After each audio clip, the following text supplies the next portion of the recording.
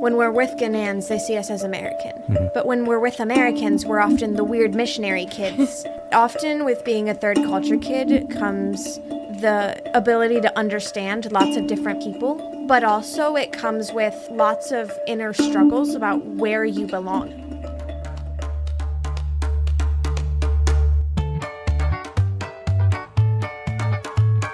Welcome to the Essentially Translatable podcast brought to you by Lutheran Bible Translators. I'm Rich Radowski. And I'm Emily Wilson, and the school year is upon us. Woo. Well, I don't know if woo is the sentiment of all the students, but certainly of Hannah and Eden Federwitz. They joined us on the podcast, and it was awesome. They were in town on just a very brief furlough, transitioning from their lives as missionary kids growing up in Ghana, West Africa, and preparing to move to Ethiopia, East Africa. Yeah, and it was just really precious talking with them and hearing about their experience, their perspective, what they've loved about Ghana, and what they're looking forward to in Ethiopia. I just really enjoyed this conversation with these two. Enjoy this interview with Hannah and Eden. So today we have on the podcast Hannah and Eden Federwitz. Welcome to the podcast, ladies. Thank you. Thank you. So we want to get to know you a little bit more. I mean, we have heard plenty of stories from the office, but our listeners don't know you yet. So can you share a little bit about your story? What has been unique about your experience? And a little bit about third culture kids we're going to delve into a little bit later, but just a broad stroke, tell us a little bit about your story. Yeah, so we live in Ghana, West Africa, and I'm the oldest of three, so it's me, and then our brother, and then Eden. And we've been there for about 15 years, and we spent most of that time in the north, in Tamale. But now, for the last 6 years, we've been in the south, in Accra. And it's just been a lot of food and different types of schooling. Yeah, so we were all homeschooled when we were in Tamale, and then for the last 3 years, I've actually been in an international American high school, while Levi and Eden have continued to be homeschooled. Mm-hmm. I was going to say, what has that experience been like, Eden? Not only are you the youngest, so youngest to youngest, I can say, yes, we have a clan, right? What was that like just being homeschooled in Ghana? It was kind of nice because there's not like all the different people running around in different classes. Mm-hmm. But I would have liked like a few more people instead of just me and Levi. Right. Yeah, and you had a missionary kid teacher like come in. So your mom was your teacher before, and Allie, I have heard, she is a serious teacher. Yeah. Deanna Gokenauer came alongside in like February, I think, right? Yeah. And how was that, having a switch up? Like, you've been homeschooled all these years, and then it was like, oh, I have a new teacher. So what was that like? It took some getting used to because we had to teach her. Yeah, it was the first like time. what curriculum we're doing and everything. Yeah. It was her first time homeschooling, right? Yeah. Yeah. And first time homeschooling in Ghana. Totally different experience. Yeah. So what was it like going from a homeschool environment to an international school environment? It was a little bit weird at first because I had to get used to spending like 7 hours a day at school and then also having homework. Mm-hmm. And it was a lot to deal with. But it was really nice to be with people my own age. And then, in the middle of my 8th grade year, COVID hit and we were in lockdown. Yes. So then it's like another new schooling thing to get used to. But it really worked out, and it's my own little place now. Mm-hmm. So did they do like distance schooling during COVID? Or did you just go back to homeschooling? No, they did online schooling. Okay. We already had some stuff online, but we switched to doing, Google Meet and Google Classroom. And I had a certain number of classes a day and then all the different things. So cool. Can't imagine. So when we were going through COVID and trying to pivot and figure everything out, like it was hard enough. Like everybody was like adult and trying to figure out. So like I can only imagine like, okay, as you're trying to pivot, like, okay, I've got all these classes and I've got all of these adults teaching me and no one really knows quite what they're doing. So during that time of transition, what kinds of things were you guys experiencing just in your minds? Like, okay, what's next? Yeah, it was kind of weird.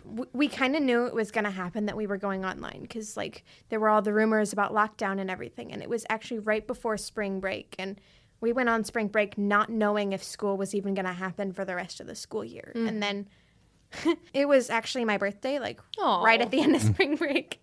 And I had a very lonely birthday, which was fine. I like being by myself. But we just got the emails that week about how we were doing school online. And it was, I mean, no one knew what they were doing. Half the time I was the one helping my teachers figure it out. Right. We were just all working together, and it was kind of stressful. Mm-hmm. Now, did anything change for you, Eden, or did homeschool just go on like normal, or how did that go? Every month, we have a homeschool group Okay. where homeschool families coming together every month. Yeah. And so when COVID hit, we couldn't get together. So we tried doing online, but it just wasn't the same. But school didn't change for us. It was just being with other people that changed. Right. All of the feelings of like, and honestly, so your mom did a podcast with us like at the beginning on transition, and that was so helpful for me. I think I listened to that a couple of times of like, okay, where am I at in the middle of, you know, all this change and trying to mourn well, you know, to grieve well, and all of the changes of opportunity. And it lasted a lot longer than we thought, right? But it's been formative. So you guys have been in Ghana a long time, and you're in the U.S. right now, but it's only kind of a brief stopover, right? So you're changing your context to Ethiopia. So what is it about Ghana that you're going to miss the most? And what is it that you think you're going to be missing maybe the least? I mean, that's kind of a hard question, because that has been like your home. You've been into the U.S. like a few times in between for furlough and partnership development for your parents. But what is it that in that change, in that transition? I think the part that we're going to miss the most is going to be the people. The church, the homeschool group, and people at Hannah's school. I don't know about the least. Maybe the least would be the heat. Like, it's so hot, but we've also gotten used to it. Right. And Ethiopia is cold, so we're probably going to get to Ethiopia and miss the heat a lot.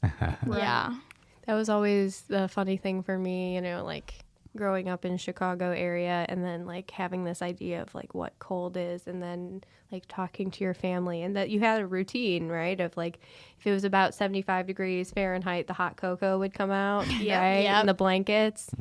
Not going to be the case in Ethiopia, maybe, or maybe It's going to be hot cocoa and tea and coffee all day. Every day. Right. And there's plenty of that in supply in Ethiopia too. Especially coffee. Right. Yeah. In Ghana, what was your favorite food? Like, or what do you think? Okay, now I'm gonna miss having this. Red.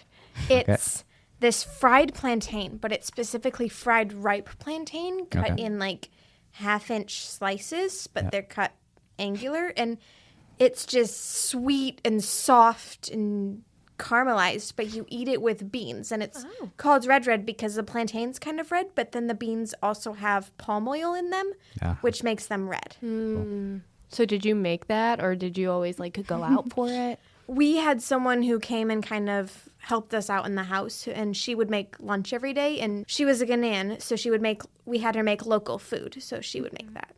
So when you guys were leaving Ghana, like what are some of the things you said, we got to make sure we do this, or see these people, or, you know, eat this food like one more time? What were some of the things you guys did? So I'm normally at school for lunch, so I'm not normally there for the local food, and I said, I want to eat red one more time. Right.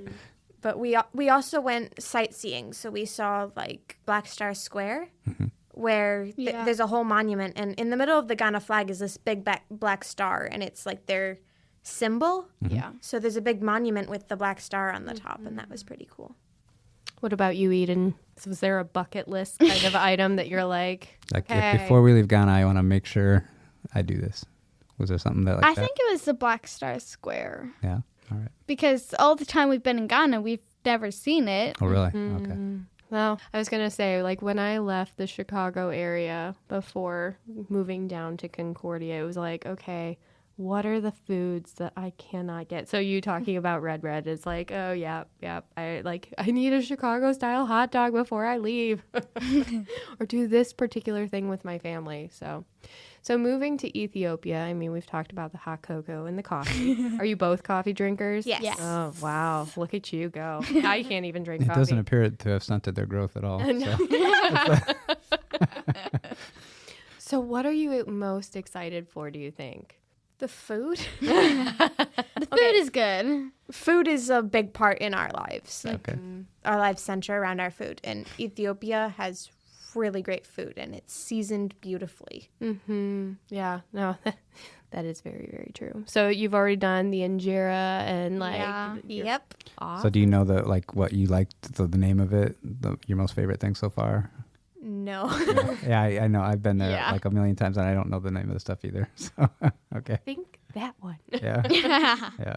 So what about you, Eden? What are you most excited for? I don't know. That's okay. I mean, like, you're going to be starting a new school environment, right? You're not Yeah. going to be doing the homeschool thing. So is that something you're excited for, or is that something that you're like, Both excited and nervous. yes. Yeah, absolutely. Like, so you're entering into like middle school kind Yeah. of age. So that's a whole other dynamic anyway. But like, so for the school that you guys are going to, like, what is kind of the vibe? Like, who else is going to be at this school with you that like may be a little unusual for like what we think of in the US of like everybody growing up together, entering the same grade over and over and over? So it's a school kind of geared towards missionary kids. It was started by a missionary organization, and there's really diverse people there, and they're people who have had some of the same experiences we've had. They've lived overseas, interacted with people not of their culture or homeland, and it's actually pretty much expected that they're not going to stay at that same school their whole school career. Mm-hmm. So the school is very used to people coming in at random grades and leaving. So did you guys get to take a tour of your classrooms or anything like that, or interact with teachers? We got a tour of the school. We didn't really pop into classes very much, or the classes that at least I'm going to be in. Mm-hmm. We did see some of like what the classrooms were going to be like. They're going to be more open than normal. A little bit bigger than your home classroom, maybe. So when you visited this year, what did you notice that's like going to be different about where you live now versus where you're going to move to? That's a really good question. So we especially noticed the campus we're going to be living on. It's kind of hidden behind some buildings, and so there's lots of trees, and it feels like you've stepped from city into more of like Forest. yeah. There's people everywhere. Yeah. I don't know. Anything you've noticed, Eden? I guess a lot is different because you're going from the west to the east. And Africa is very different depending on where you go. Yeah. So, like, the culture, the food, the people, the places are all different. No, that's very true. I think that sometimes, it's like, oh, Africa, like it's all one place. And it's, like it's so different. Just like, in the U.S., we're very proud of our different states. Like, oh, Illinois versus Missouri versus California. But there's something lost sometimes in between of like, oh, it's the continent of Africa. And the diversity is just so beautiful and rich. And all of the people that you're going to meet from different places, like you were saying, you've got missionary kids from all over. And just this constant cycling of like, okay, who's next? Who are you going to meet next? So that kind of bridges into this idea of third culture kid. Is that something that you and your family talked about a lot, like as you were growing up, of like what it means to be a third culture kid? And if so, like, could you break it down for our audience a little bit who maybe they don't know? I can break it down as much as I know based on my understanding. But essentially, a third culture kid is someone who grows up in a culture different from like one or both of their parents. So they don't really belong in the culture that they're growing up in. But when they go back to their parents' culture, they don't really belong there either because of the different experiences they've had. So for instance, us growing up in Ghana, when we're with Ghanaians, they see us as American. But when we're with Americans, we're often the weird missionary kids, don't act like Americans. And often with being a third culture kid comes the ability to understand lots of different people because you kind of have that outside view. But also it comes with lots of inner struggles about where you belong, because you see all the Americans who seem to belong and they have their people, and all the Ghanaians who have their families and their cultures, and you're not either of those. But that puts you in your own category.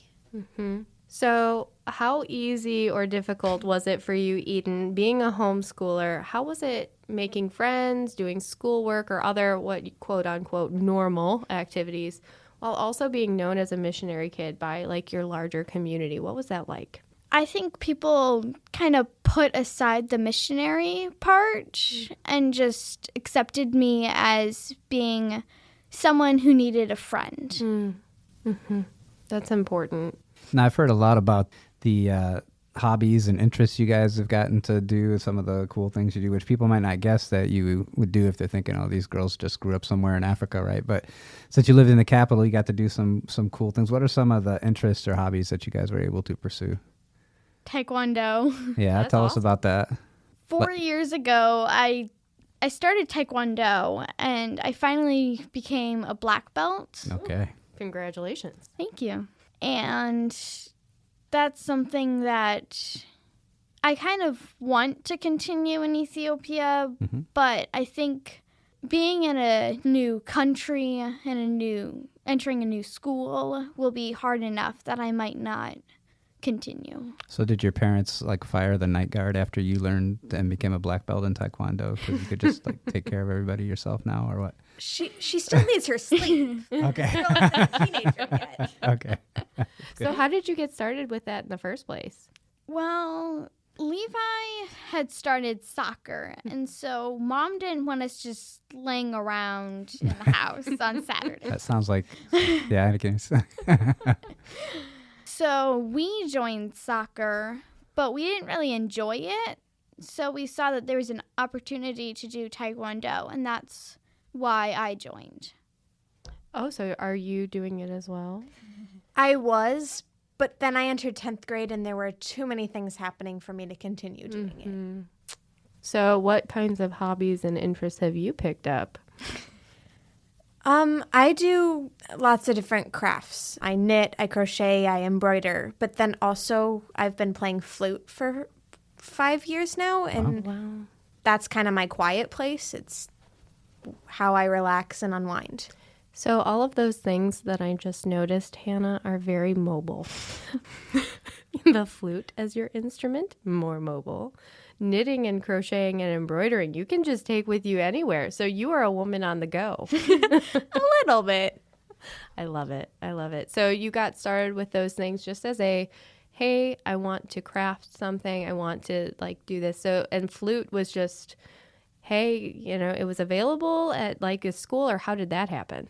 No, Michaela Federwitz has been playing flute for a long time, and growing up, I saw her playing, and I just thought the flute was a beautiful instrument and made beautiful noise, and I've wanted to play for so long, but I was told growing up, like, I couldn't play yet because my mouth would form weird based on how you have to blow across the mouthpiece. Uh-huh.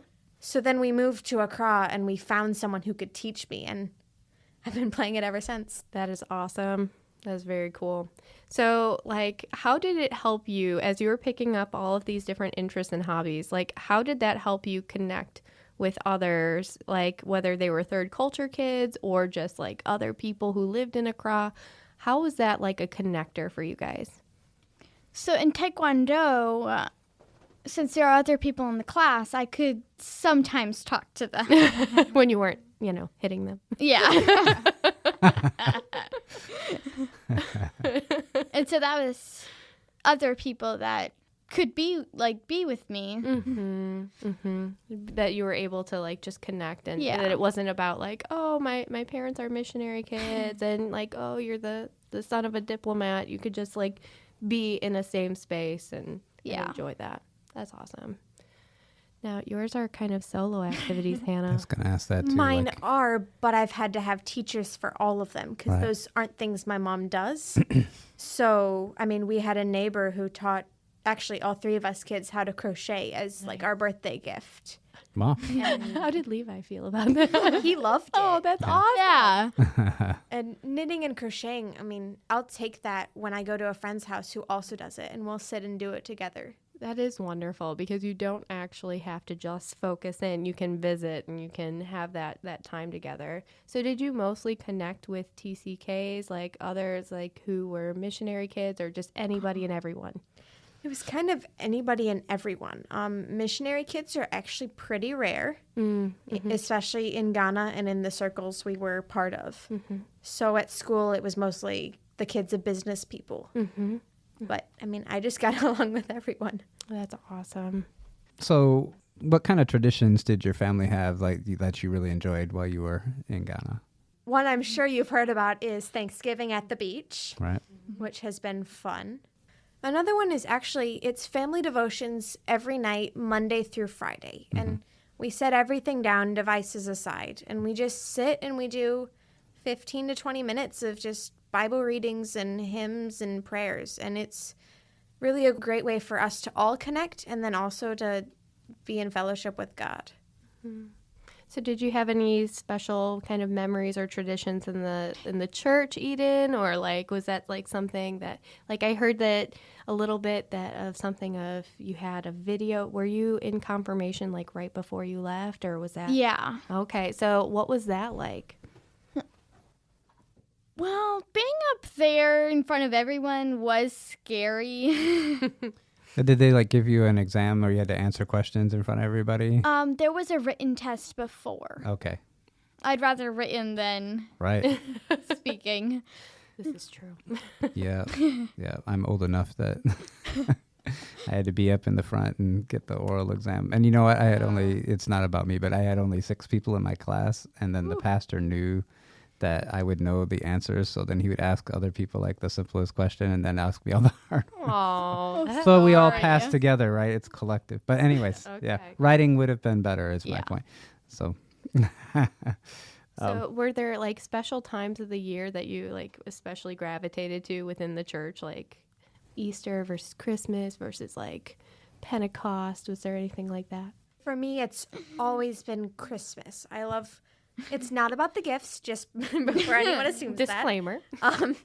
It's the weeks leading up to it and really realizing how much Jesus sacrificed to come to earth and be one of us in such a sinful world. And it almost feels like one of the holiest times of year. Like I feel the worship more. So how was that unique in Ghana? I don't know how many Christmases you remember from the U.S., but it feels a little different in Ghana because it's not cold, right? So like what kind of stood out to you? Like, do you remember any Christmases in the U.S. or not really? No, I think the last No. one here was when Eden was born. So that was a while ago. Okay, so you know the stereotypes that maybe are portrayed on like Christmas cards or like like movies. how many hymns even have Like- something about snow and stuff in it? And you're like, what? What's Yeah. happening here? Did they sing those there or no? Or they kind of stay away from I think- snow hymns? I think we kind of stay away from those. Yeah, I don't that's really good. pay attention that much. If you don't know, then you probably didn't. But it was Yeah. still pretty special, like set apart in Ghana of like that you had your own traditions, you had your own way of decorating the sanctuary or around the home kind of a thing. Yeah. Yeah.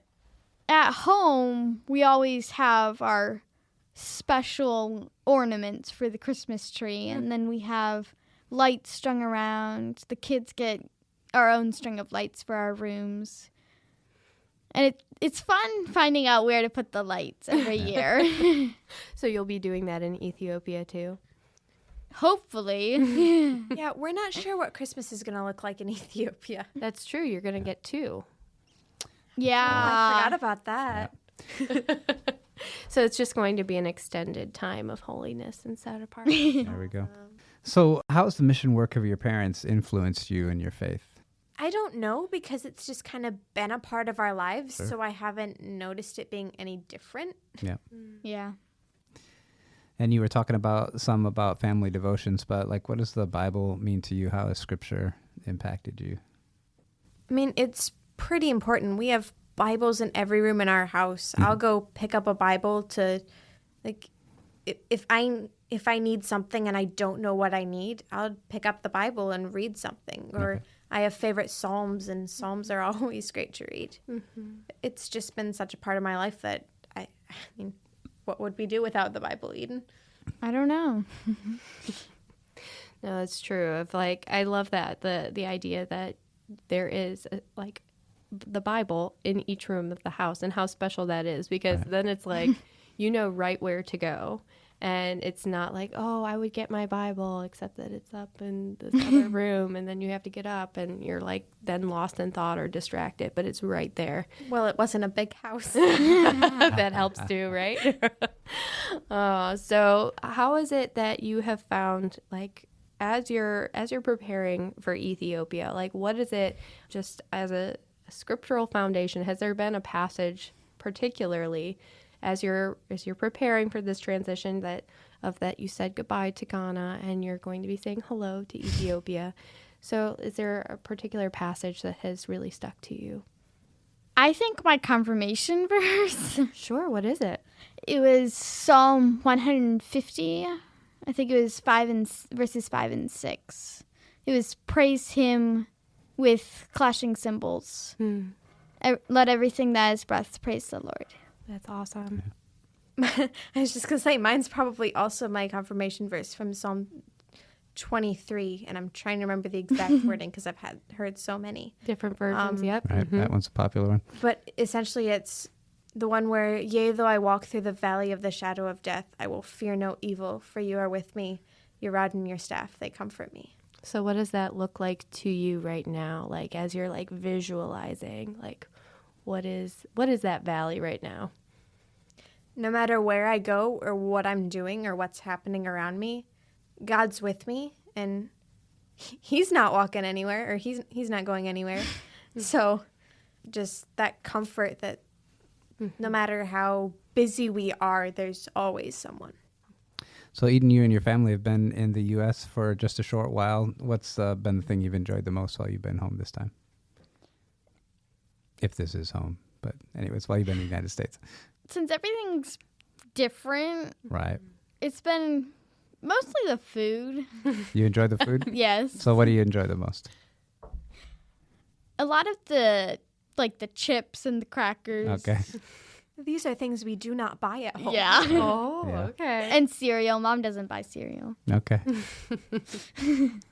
Has it been a little bit of a cross, like almost a cross-cultural experience, like almost like a shock? Like, so, you know, we think about it sometimes of like a fatigue, or like, okay, I'm tired of like whatever, or like all the choices I've sometimes heard. Like, you go to the grocery store, it's all of the choices. All the choices. Has there been anything that's been overwhelming in your time of being home in the U.S.?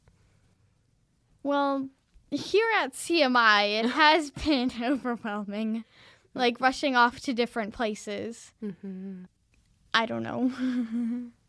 What about you, Hannah? What's been that, like, is something that you've enjoyed versus something that's overwhelming? Something I've enjoyed is, okay, again, I'm going to say food. Like I said, food is such a big part of our lives. It's nice to have different foods, but also it's been really nice to be able to connect back with family that I haven't seen in like 4 years. Right. Right. Something I haven't enjoyed as much is all the driving we've been having to do. Oh, yeah. Yeah. American roads are very boring. You don't have, okay, but hear me out. You don't have people selling stuff on the side of the road. You don't have a random pig wandering across the road that you have to honk your horn at. Or chicken. Or cow.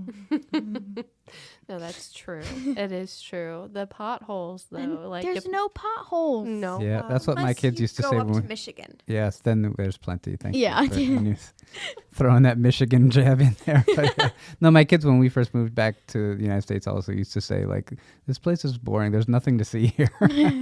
So it's an interesting perspective.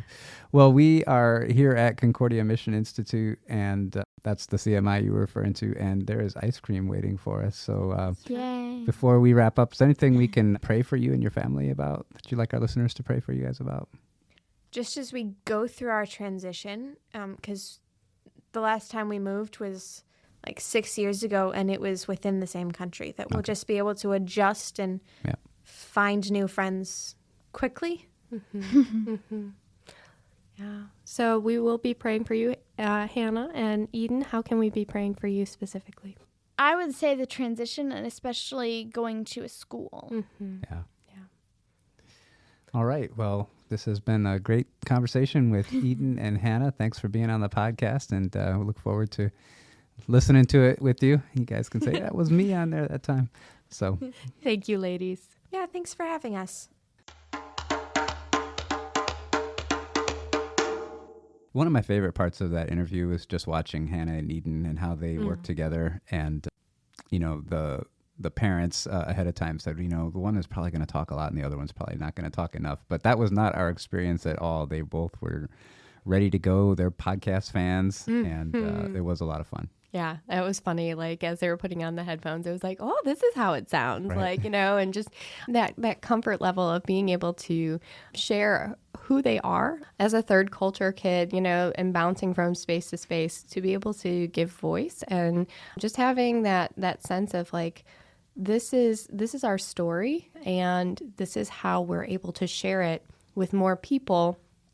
And what transition looks like and what, you know, coming to a good close looks like and processing and, you know, just having their parents as who they are as support workers and just very in tune. You could tell from Hannah and Eden, like just that, you know, emotional maturity of like being able to process all of those transitions. Yep. And we'd sure love it if you pray for the Federwitz family as they transition from Ghana to Ethiopia and begin their new life there. Paul's new work in service with the church and with Lutheran Bible translators there, and for the kiddos as they get started in school. A lot of big stuff going on there all at once. Yes. Join us in prayer. And yeah, you can find out more about what's happening in Ethiopia. All of the programs are listed on our webpage, lbt.org/programs. You can find it as well as Paul and Allie's ministry under the missionary page. Thank you for listening to the Essentially Translatable podcast brought to you by Lutheran Bible Translators. You can find past episodes of the podcast at lbt.org/podcast or subscribe on Audible, Apple Podcasts, Spotify, or wherever you listen to podcasts. Follow Lutheran Bible Translators' social media channels on Facebook, Instagram, or Twitter, or go to lbt.org to find out how you can get involved in the Bible translation movement and put God's Word in their hands. The Essentially Translatable podcast is produced and edited by Andrew Olson. Our executive producer is Emily Wilson. Podcast artwork was designed by Caleb Rodewald and Sarah Radowski. Music written and performed by Rob Veit. I'm Rich Radowski. So long for now.